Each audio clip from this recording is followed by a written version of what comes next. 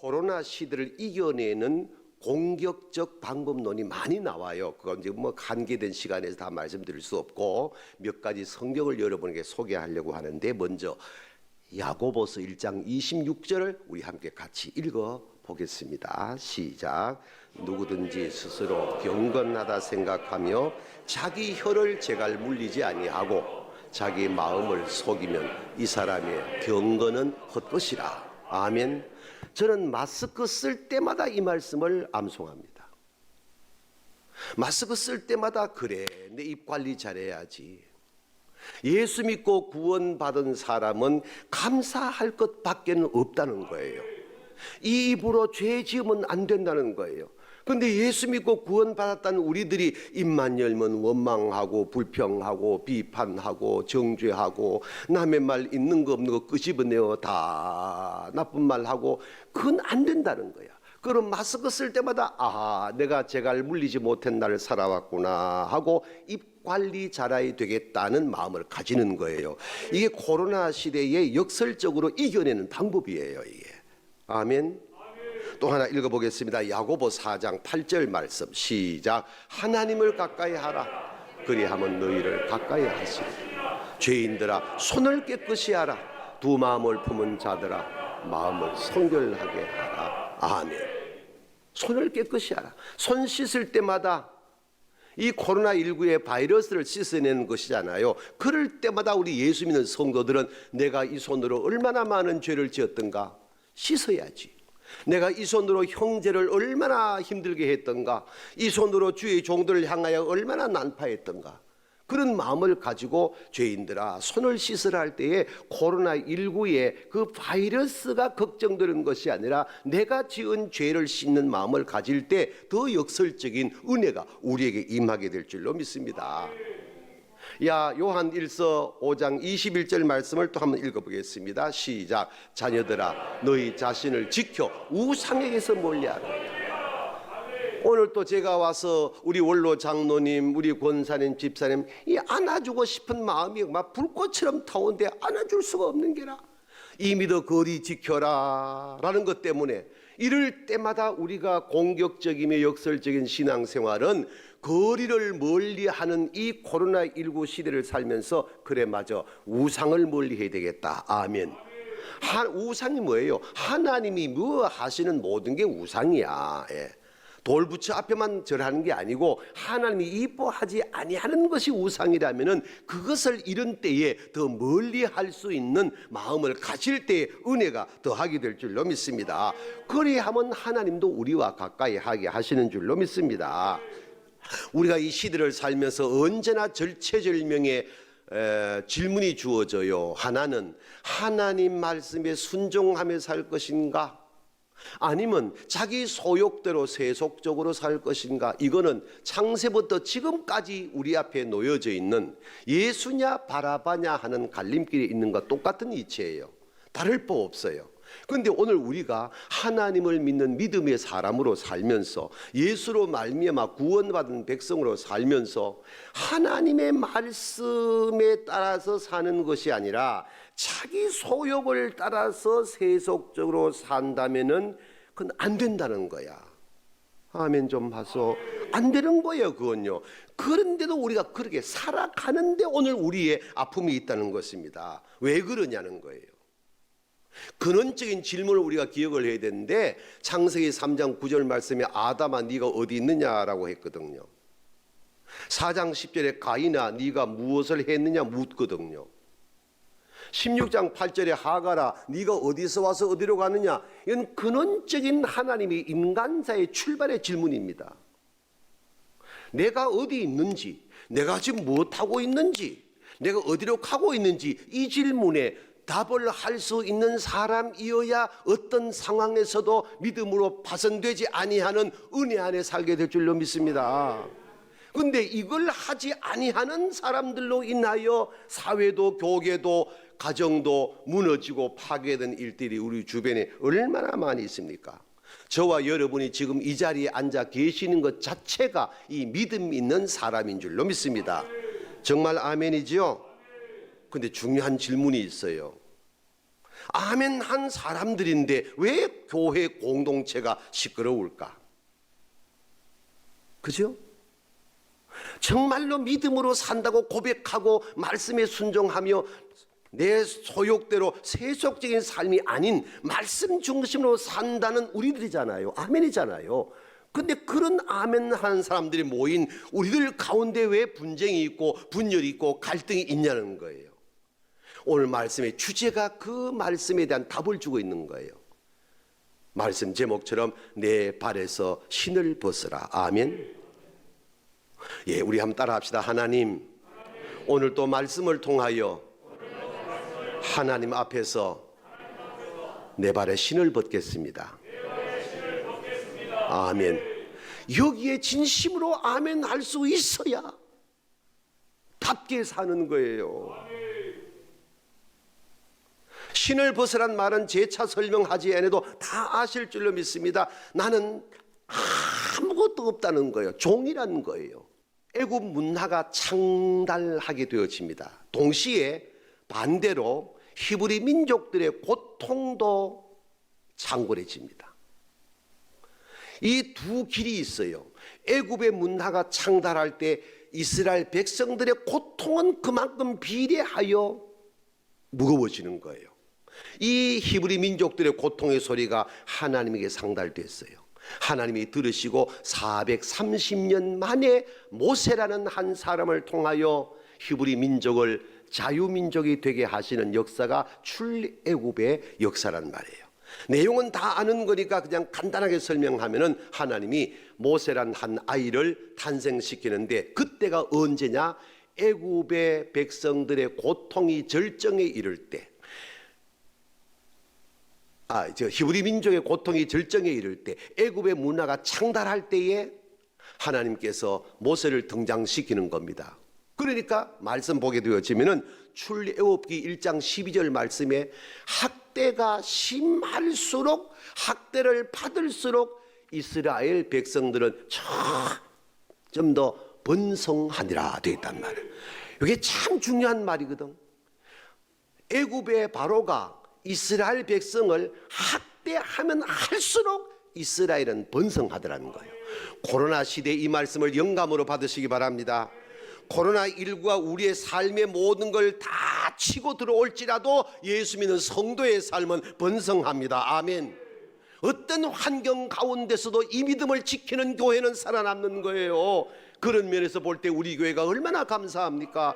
이렇게 대면 예배가 주의 은혜 가운데 역사되고 있단 말이에요. 참석한 여러분이 복을 받을 줄로 믿습니다. 그러니까 바로의 입장에서 이스라엘 백성이 번성하니까 덜컥 겁나는 거야. 아차하여 이스라엘 사람들이 낳는 아이들의 남자는 전부 죽이라고 명령 내려요. 요때 아므람과 요게벳의 집에 모세가 태어난단 말이에요. 이 모세를 지켜낼 길이 없어가지고 요게벳은 갈대 상자에 모세를 담아가지고 혹시 하나님이 선히 인도하시겠지 하고 나일강에 띄우는 거예요. 보세요. 하필 그때 바로의 공주가 나왔다가 이 갈대 상자를 발견하고 열어보니까 기가 막힌 아이가 누워있는가. 3달짜리 아이입니다. 이때 하나님이 바로의 공주의 눈을 360도 아주 예쁘게 살짝 돌려보내가지고 이 모세를 보는 순간에 마음이 동하여 내 아들이다 하여 왕궁으로 데려가서 40년을 키웁니다. 어떻게? 최고의 애굽 문화의 왕자의 자리에서 그야말로 누구도 배울 수 없는 학문과 모든 걸 다 배우는 겁니다. 그리고 세월이 흐르게 되어지면서 어느 날 모세가 한 사건으로 자기가 히브리인이라는 것을 인지하게 됩니다.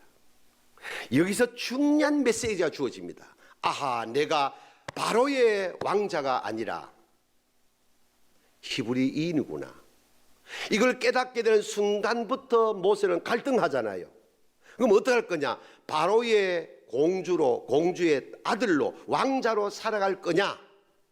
히브리인이라면은 지금 고센 땅에 같이 거하며 온 백성들이 고난당하고 채찍맞고 죽을 고비를 넘기는 그쪽으로 들어가서 살 것이냐? 갈등하다가 모세는 너무 괴로워서 자기 신분을 확인하려고 고센 땅으로 가잖아요. 요걸 바로의 공주 모세를 길러준 어머니가 먼저 알고 고센으로 가서 요게벳을 만나거든요. 영화를 보면 이것이 훨씬 더 리얼하게 전개되고 있습니다. 이 말씀 보다가는. 그런데 고센 땅에 간 이 바로의 공주가 요게벳을 만나잖아요. 모세가 곧 올 것이다. 그러면은 내가 모세의 어머니지 너가 모세의 어머니 아니다. 확인을 시켜주면서 모세가 오더라도 명심하라 하니까 요게벳이 첫 번째 대답이 어떻습니까? 내 입은 닫을 수 있어도 내 눈은 속일 수가 없습니다. 하나님의 섭리를 정말 아멘 하면은 신발 벗습니다. 신발 벗으면 하나님 앞에 나는 없는 겁니다. 그 길은 하나님을 위해서 자기 자신을 헌신하고 찌꺼기처럼 남아있는 세상의 것들을 정화하는 기간이었습니다. 좁쌀만큼 남아있는 나에게 인간적인 힘이 산산조각나고 벌거숭이로 이 세상에 태어났을 때 태초의 먼지로 돌아가게 하시는 하나님의 사랑이었습니다.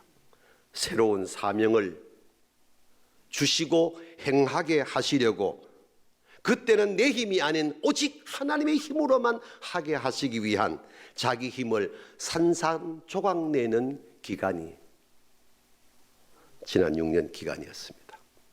그 기간은 카이로스 하나님이 개입하는 시간이었습니다.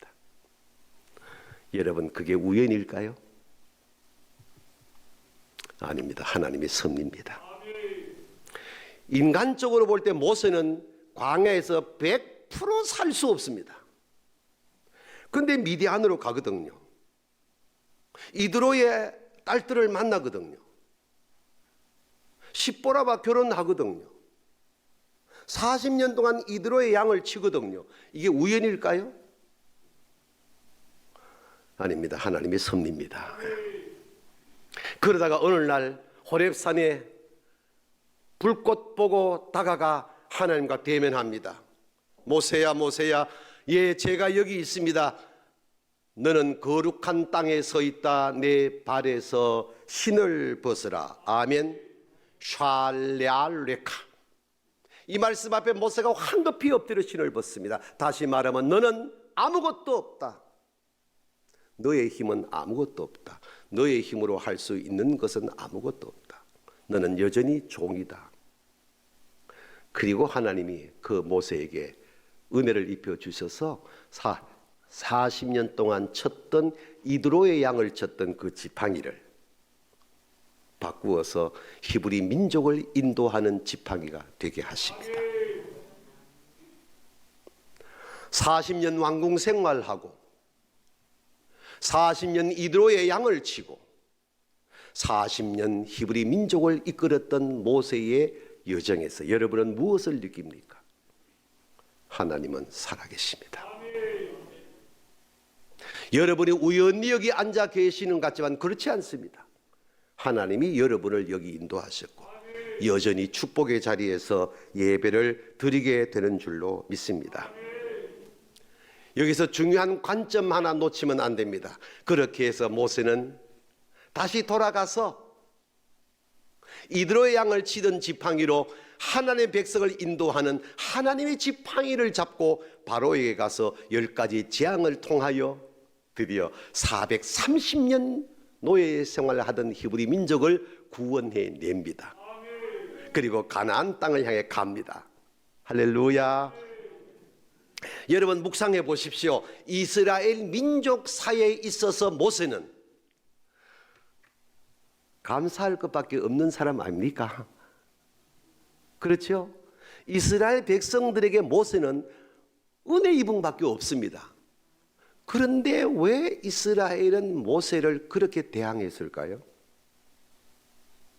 430년 종살이에서 자유케 해 주었는데 홍해 앞에 딱 오니까 우리를 물귀신 되게 하려고 여기까지 끌어왔냐? 모세를 향해서 원망을 합니다. 하나님을 향해 불평합니다. 모세는 입 딱 닫고 엎드립니다. 하나님 모세에게 말합니다. 내 지팡이를 내밀라. 홍해를 갈라서 60만이 건너 살게 되어집니다. 이것을 동화책 얘기도 아니고 소설 얘기도 아닌데 이걸 자기들이 경험했는데 수르 광야 3일길을 가는데 목이 말라 물이 없어 우리가 여기까지 와 죽게 만드냐 또 모세를 향해 원망합니다. 불평합니다. 하나님을 향해 원망합니다. 모세는 또 엎드립니다. 나뭇가지에 꺾어 던져놓은 마라의 연못의 물을 달게 바꿔 마시게 합니다. 아멘. 이 사건이 동화책 얘기도 아니고 소설도 아니고 자기들이 직접 목도하고 경험했는데 웬걸 배 좀 고프다고 우리가 광야까지 와서 굶어 죽게 만드냐 또 원망합니다. 또 불평합니다. 모세는 또 엎드립니다. 만나 내려서 40년 동안 농사하지 아니하고 길쌈하지 아니하고 백성을 먹여 주었습니다. 아멘. 배부르고 나니까 뭐가 생각납니까? 고기 생각나서 우리가 가시 같은 요것만 먹고 왜 살겠느냐? 고기 먹고 싶다. 지금 애굽 땅의 고기 냄새가 여기까지 난다. 또 원망하고 모세를 향해 불평합니다. 모세는 또 엎드립니다. 하나님께서 메추라기 보내주셔서 고기를 먹게 해줍니다. 낮에는 구름 기둥으로 밤에는 불 기둥으로 그리고 인도하여 가다가 시나이 산에 이르게 되어지요. 모세도 나이가 많아 여호와여 내가 어찌해야 이 백성들을 잘 인도하여 가나안 땅에 이르게 하오리까 하고 올라가 40일을 기도하는 시간에 산 아래서는 모세 없다. 모세 죽었다. 우리가 언제까지 모세 뒤를 따라야 되느냐 하면서 아론을 욱박질러 금송아지 만들어서 하나님 앞에 번죄 행위가 벌어집니다. 왜 이 이스라엘 백성들이 모세한테 감사합니다 밖에 할 수 없는 상황에 왜 이렇게 모세를 힘들게 하고 모세를 대항할까요? 결론입니다. 민수기 16장에 그 답이 그림처럼 그려져 있습니다. 고라와 다단과 아비람이 누굽니까? 모세 사촌들이고 지근에 있는 지도자들입니다. 왜 모세만 따르냐? 이젠 실증난다. 그래서 족장 250명을 부추겨서 작당을 합니다. 그리고는 모세를 대항합니다. 모세는 한 번도 반응하지 않고 모래밭에 엎드립니다. 좌우 선후를 분별하지 못한 백성들은 고라를 따라가 버리고 말았습니다. 모세를 죽여라 할 때 하나님이 화가 났습니다. 여러분 사는 날 동안에 하나님 화나는 일 하지 마시기를 축복합니다. 사람을 화나게 하는 건 있을 수 있어도 하나님을 화나게 하지 마시기 바랍니다. 여러분 기억해 보시기를 바랍니다. 아벨 곁에 가인이 있었습니다. 요셉 곁에 10형들이 있었습니다. 여러분 다윗 곁에 사울 왕이 있었습니다. 엘리야 곁에 아합 왕이 있었습니다. 예수님 바로 곁에 가룟 유다가 있었습니다. 보십시오. 사도 바울 곁에 구리장색 알렉산더가 있고 허모게네가 있고 부겔레가 있었습니다. 기억해 보십시오. 가인이 이겼습니까? 아벨이 이겼습니다. 10형이 이겼습니까? 요셉이 이겼습니다. 아합이 이겼습니까? 엘리야가 이겼습니다. 사울이 이겼습니까? 다윗이 이겼습니다. 유다가 이겼습니까? 예수님이 이겼습니다. 알렉산더가 이겼습니까? 바울 사도가 이겼습니다. 그럼 고라 곁에 누가 있었습니까? 모세 곁에 누가 있었습니까? 고라가 있었습니다. 묻습니다. 고라가 이겼습니까? 모세가 이겼습니다. 이것을 잊지 마시기를 축복합니다. 네 발에서 신을 벗으라. 오늘 오후에 임직 받으시는 귀한 종들 이 말씀으로 옷 갈아입고 임직 받으시기를 축복합니다. 오늘 예배하는 여러분들이 오늘 주여 주님 앞에 다시 신발을 벗겠습니다. 그리고 담임 목사님 중심으로 나아가시기를 축복합니다. 담임 목사님에게 들려준 하나님이 들려준 그 지팡이를 탈취하려고 하지 마십시오. 하나님이 담임 목사님에게 쥐어준 그 지팡이를 떨어뜨리게 하는 일들 하지 마십시오. 이거는 무서운 얘기입니다. 하나님이 담임 목사님에게 들려준 그 지팡이를 사역하지 못하게 하는 일 하지 마십시오. 나는 지금 무엇을 하고 있는가? 나는 지금 어디로 가고 있는가? 모세를 붙잡은 시보라가 사랑 고백을 이렇게 했습니다. 애굽의 여인들과 자기를 비교하여 모세를 향한 시보라의 사랑 고백이 기가 막힌 하나님의 말씀의 메시지가 되었습니다. 보석은 밝은 빛이 있지만 따뜻함이 없습니다. 애굽 여인들은 보석을 차고 있지만 우리들 손은 부드럽지는 않아도 섬길 줄은 압니다. 우리 피부는 희지 아니해도 강합니다.